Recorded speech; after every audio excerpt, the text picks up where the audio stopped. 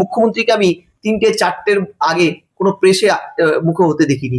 তিনি এবার বলছেন রাতের থেকে তিনি ঘুমাতে পারেননি, সকাল থেকে তিনি ছুটে বেড়াচ্ছেন, প্রেস করছেন, এখানে যাচ্ছেন ওখানে যাচ্ছেন, যেখানে যাওয়ারই কথা নয়। অসীম বাবুর বাড়িতে গিয়ে বসে আছেন, ঠিক আছে। এইটা কিন্তু যে তার যে প্রচন্ড চাপ এই ভোট কাটাকাটি, কারণ 148টা তো ডেফিনেটলি নাম্বার, কিন্তু আমি বিশ্বাস করি মুখ্যমন্ত্রীর কথা ধরে নিয়েই 200 পার না হলে মুখ্যমন্ত্রী সরকার চালাতে পারবে না। ওই আপের তো 1/3 মেজরিটি চলে গেল, দল বদলের আইনটাকে স্বীকৃতি দিয়েই গেল। তারা বেআইনি কিছু করেছে আমি বলবো না। 100টার কাছে পিঠে আসনে সাইলেন্ট সুইমিং হবে, প্লাস মাইনাসের অঙ্কে এসআইআর বাদ দিয়েও অনেকগুলো ফ্যাক্টর এখানে কাজ করে ভোটটাকে করবে। যেই জিতুক hard and soul head on collision হবে।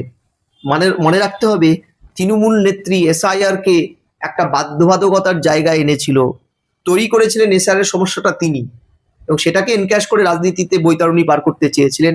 সেই যাত্রায় যা বুথ সমীক্ষা পুরোপুরি এসআইআর ফ্যাক্টর হচ্ছে না ভোটের অঙ্কে, বরং ভোটের শতাংশের অঙ্কে এসআইআর ফ্যাক্টর হয়েছে। মানুষ ভীত সন্ত্রস্ত হয়ে ভোটটা দিতে এসছে, কিন্তু কাকে ভোট দিয়েছে কোন চিহ্নে সেটা এসআইআর এর আতঙ্ক মমতা ব্যানার্জি ধরিয়েও ফ্যাক্টর করতে পারেনি।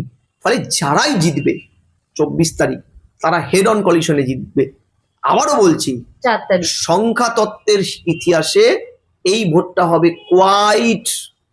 Quite unpredictable. 100টা সাইলেন্ট সুইমিং এর জোন আমরা দেখতে পেয়েছি। 140 প্লাস মাইনাসের অঙ্কে দুটো দল যদি যুযুদান হয়, যার ক্ষমতা বেশি থাকবে সে সরকার তৈরি করবে।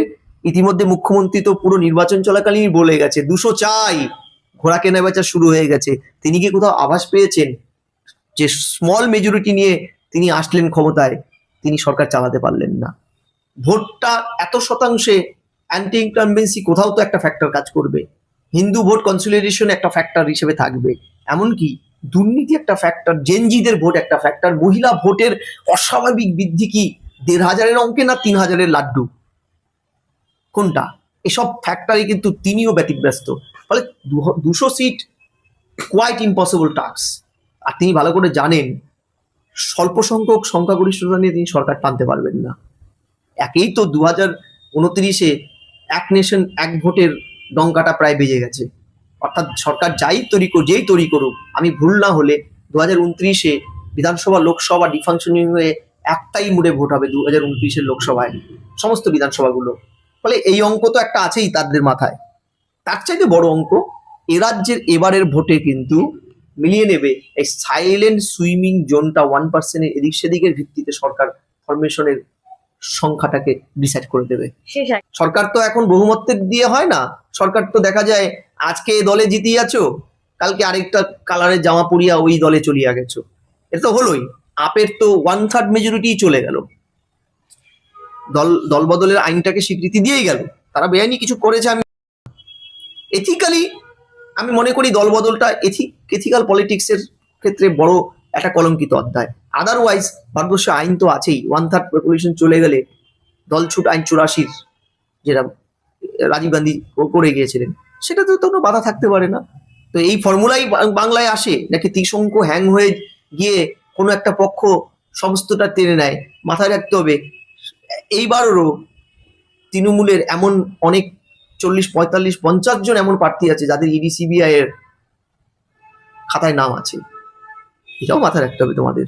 এর বেশি না বলাই। ওয়াশিং মেশিনের কোন রকম ভাবে সম্ভাবনা রয়েছে? দেখো, ওয়াশিং মেশিনে তো বড্ড দাম, আমার ঘরে নেই, গরিব মানুষ আমি, অত দামি ওয়াশিং মেশিন ব্যবহারও করতে পারি না। আর ওয়াশিং মেশিনে শুনেছিলাম ধুলে পরে জামা কাপড়ের কোয়ালিটিও নষ্ট হয়, ঠিক আছে, কিন্তু ভালো ধোয়াও হয়। তো এই ওয়াশিং মেশিনের ফর্মুলাটা বাংলার রাজনীতিতে এখন বেশ চলছে, হতেও পারে। আফটার অল তৃণমূলই তো ওই পথটা দেখিয়েছিল বাংলায়। তো আর যাই হোক, পলিটিক্যাল করাপশন থাকতে পারতো, কিন্তু আমাদের দল আয়ারাম গয়ারাম কালচারটা ছিল না। তৃণমূল পথ দেখিয়েছে, শীতকেতে তিনি পথ দেখিয়েছে না। রাজনীতির প্রথম কথা, যে পথ দেখায় সেই পথ দিয়ে তারই পতন আগে হয়। ভবানীপুরে 16 সাল থেকে আসো, ভোটটাকে গুছিয়ে নিয়ে। ভবানীপুরের ভোট মূলত 8টা বুথ, 8টা বুথ বলছি, 8টা এতে ওয়ার্ড। এই 8টা ওয়ার্ডের মধ্যে 63, 77, 74, 71, 70, 72, 73, 82, 82। লাস্ট নির্বাচনে 3টে ওয়ার্ডে তৃণমূল এগিয়ে ছিল, 2টো নয় 3টে, আর 5টাতেই বিজেপি ক্লিন সুইপ পেয়েছিল। এবং এই ট্রেন্ডটা কিন্তু 16 সালেও তুমি দেখবে, 16 সালে তখন মুখ্যমন্ত্রী সততার প্রতীক বাংলায়, তিনি তার প্রতিদ্বন্দ্বী চন্দ্র বসু এবং দীপা দাস মুন্সির সম্মিলিত ভোট থেকে প্রায় 998টা ভোটে পিছিয়ে ছিল। এমনকি পরের নির্বাচন যদি দেখো তুমি, মুখ্যমন্ত্রী নিজের ওয়ার্ডে 496টা ভোটে পিছিয়ে ছিল। এমনকি মুখ্যমন্ত্রীকে লিড দিয়েছিল যেই বুথগুলো, তার মধ্যে 73 এবং 82 বুথ। মূলত একটা হচ্ছে সামিমা রহমানের বুথ, যেখানে 12,225টা ভোটে তৃণমূল এগিয়ে ছিল, এবং 3,224টি ভোট 82 নম্বর বুথ, যেটা ফিরহাদ হাকিমের ওয়ার্ড, সেখানে এগিয়েছিল। এই জায়গায় দাঁড়িয়ে 28,729 ভোটে এগিয়ে থাকা মমতা ব্যানার্জির দল, এবং মোরেনলেস 16 সাল থেকেই তুমি কোনো 24-28-এর বেশি নেই। এবার কিন্তু এসআইআর এ খসড়া তালিকায় 44,787 এবং পরে 23,24 এবং এডুকেশনে 14,154, সর্বমোট প্রায় 61-62 হাজারের ভোট কিন্তু ওখানে এসআইআর এ কাটা গেছে। এবং এই ভোট কাটা যাওয়ার গ্রেট পার্সেন্টেজটা গেছে কিন্তু 83 এবং 82 নম্বর ওয়ার্ডের সংখ্যালঘু এরিয়ার থেকে। তাহলে এই ভোটগুলো তারা দিতে পারেনি, এই সংখ্যালঘু ভোটটা দিতে পারেনি, এবার ভোটটা পড়েনি। সেই জায়গায় দাঁড়িয়ে গোদের উপরে বিস্ফোরা হচ্ছে মূলত 42% বাঙালি হিন্দু ভোট এবং তোমার 34% অবাঙালি হিন্দু ভোট কনসলিডেটেড। মূলত 63 নম্বর ওয়ার্ডেই 41% মুসলিম আর 72 নম্বর ওয়ার্ডটা দোদুল্যমান। এই জায়গায় দাঁড়িয়ে 70 নম্বর ওয়ার্ডে কিন্তু অসীম বসু বিজেপির একজন কাউন্সিলর হয়েছিল, যিনি এখন তৃণমূলের কাউন্সিলর। ওরা বাড়িতেই কালকে মুখ্যমন্ত্রী গিয়ে উঠেছিল, এটা হওয়ার কথা নয়। তুমি যদি মুখ্যমন্ত্রীকে দেখো, এত বছরের নির্বাচনী রাজনীতিটা আমি ওয়াচ করছি, কোনোদিন মুখ্যমন্ত্রীকে আমি 3-4টের আগে কোনো প্রেসে মুখ হতে দেখিনি। তিনি এবার বলছেন রাতের থেকে তিনি ঘুমাতে পারেননি, সকাল থেকে তিনি ছুটে বেড়াচ্ছেন, প্রেস করছেন, এখানে যাচ্ছেন ওখানে যাচ্ছেন, যেখানে যাওয়ারই কথা নয়। অসীম বাবুর বাড়িতে গিয়ে বসে আছেন, ঠিক আছে। এইটা কিন্তু যে তার যে প্রচন্ড চাপ এই ভোট কাটাকাটি, কারণ ইতিমধ্যে মানে মহামৈত্র কিন্তু এক বালতি দুধে একটু চোনাও ফেলে দিয়েছেন। যখন গুজরাটি ভোট, দুটো ওয়ার্ডে অলমোস্ট 45-46% করে গুজরাটি ভোট, এই গুজরাটিদের সম্পর্কে একটা ভয়ানক মন্তব্য করেছেন, যেটা মানে সেই মন্তব্য থেকে হতে গিয়ে, দলকে শুদ্ধ হতে গিয়ে রীতিমতন সাপ নিয়ে গিয়ে অসীম বসুকে সাপ ধরাধরি খেলাও খেলতে হয়েছে। গুজরাটি ওয়ার্ডে গিয়ে বিশাল একটা আবাসনে গিয়ে তিনি সাপ ধরিয়ে দিয়ে বলেছেন, তৃণমূল না থাকলে এই সাপ কেউ ধরে দেবে না আপনাদের। অর্থাৎ এই ওয়ার্ড নিয়ে যে প্রচন্ড চাপে শুধু পাঞ্জাবিদের ওয়ার্ডটা নিয়ে একটা অস্মিতা তৈরি করার চেষ্টা করেছে। আদারওয়াইজ তৃণমূলের ভবানীপুরে কিন্তু একটা ওয়াটালুর হতে পারে। মানে আমাদের হিসাব বলছে 16 সাল থেকে নৈতিকভাবে ভবানীপুরে মমতা ব্যানার্জি হেরে গেছে। সেখানে গিয়ে লড়াইটা যে ভবানীপুরে ভয়ানক, এবং একটা ওয়াটারলুর যে ওয়াটারলুরতে যেই হারুক না কেন তিনি যে নেপোলিয়ান হতে যাচ্ছেন জানে।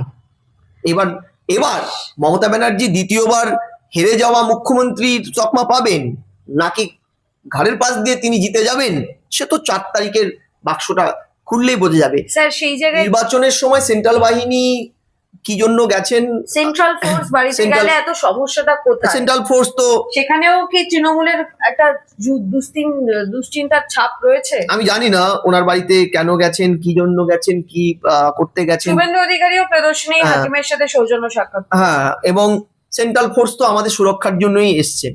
এবার শাসক দলের অত বড় মাপের হেভিওয়েট মন্ত্রীর বাড়িতে সিবিআই গেলে তিনি হাউমা করে কাঁদেন, কলকাতাকে বাঁচতে দিল না। সেন্ট্রাল ফোর্স গিয়ে তার বাড়িতে ভাঙচুর করেছেন, তাকে তুলে নিয়ে এসছেন, পিটিয়েছেন, ভোট দিতে ধমকি চমকে দিয়েছেন, এইটা তো অন্তত তিনি অভিযোগ করেননি। কিন্তু ফিরহাদ হাকিমদের প্রেরিত বাহিনী, তিনি কালকে ফিরহাদ হাকিমের একটা ইন্টারভিউ দেখছিলাম যে আমি কোনদিন ভোট সন্ত্রাসের সাথে যুক্ত ছিলাম না, এটা ঠিক, ওনার নাম সামনে আমি দেখিনি, কিন্তু তার দলের তো ভোট সন্ত্রাসের মুখ্য কারিগররা সালের পঞ্চায়েত নির্বাচন, কলকাতা কর্পোরেশনের নির্বাচন থেকে শুরু করে কোনো ভোটেই আমরা দেখিনি যে মানুষের বাড়িতে গিয়ে ফুল বেলপাতা দিয়ে বলেছে মা বাবা যেখানে খুশি ভোট দাও, আমরা সুরক্ষিত করে ভোটটা দিতে নিয়ে যাচ্ছি। বলেছে ঘর থেকেই বেরোবি না, আমরা তোর ভোট হয়ে গেছে, গেলে কাকা উপর থেকে 5 ইঞ্চি ছোট করে দেবো। এই ধরনের সুন্দর প্রবচন, বুদ্ধের বাণী ছাড়া তৃণমূলের কোনো নেতা লাস্ট কোনো নির্বাচনে আছে সেন্ট্রাল ফোর্সের মতন অভয় বার্তা দেয়নি। ফলে সেন্ট্রাল ফোর্স তাকে তিনি তো মেয়র, তৃণমূলের নেতা, বিধায়ক, মন্ত্রীর চাইতেও এগিয়ে তিনি নাগরিক। একজন নাগরিককে যদি ভারতবর্ষের সেন্ট্রাল বাহিনী এসে সন্ত্রাসমুক্ত, ভয়মুক্ত ভোটের অভয় দেন, তাহলে একজন দায়িত্ববান নাগরিকের এরকম তেলে বেগুনে জ্বলে ওঠার তো আমি কিছু খুঁজে পাই না। বরং তিনি তো থ্যাংক ইউ বলতে পারেন যে বাহিনী বুক চিরিয়ে দেশকে রক্ষা করে তারা ভোটটাও সুস্থভাবে করতে এসছেন। এটা তো ফিরহাদ হাকিমকে বুঝতে হবে যে তার সরকার বদলা নয় বদল চাই এটা নিয়ে স্লোগান নিয়ে আসার পরেও এই সরকারের সময় অগণিত বিরোধীদের লাশ, এমনকি তার দলের লাশও মৃত্যু, কফিনবন্দি হওয়া, মুসলিমকে খুন করার এই ঐতিহ্যটাকে ফিরহাদ হাকিম থামাতে পারেনি। ফলে সেই জায়গায় দাঁড়িয়ে নির্বাচন কমিশন যদি সেন্ট্রাল বাহিনী দিয়ে আজকে রক্তপাতহীন ভোটটা করিয়ে থাকে, তাহলে এখন তো ফিরহাদ হাকিমের উচিত প্রেস করে থ্যাংক ইউ জানানো। ডেকে যদি খেতে চাইবে না, ওই সেন্ট্রাল বাহিনী আধিকারিকদের ডেকে পেট ভরে খাইয়ে দেওয়া, ভাই এখন তো ভোট শেষ হয়ে গেছে, এখন তো কোনো টেনশন নেই তোমাদের, এমসিসিও প্রায় নেই বললেই চলে, খাও না, পেট ভরে খাও, থ্যাংক ইউ ভোট। আমি বাংলার নাগরিক হিসাবে, বাঙালি হিসাবে তোমাকে বলছি ধন্যবাদ বাঙালির রক্তপাতহীন, কোনো বাঙালির মৃত্যুহীন ভোট করানোর জন্য।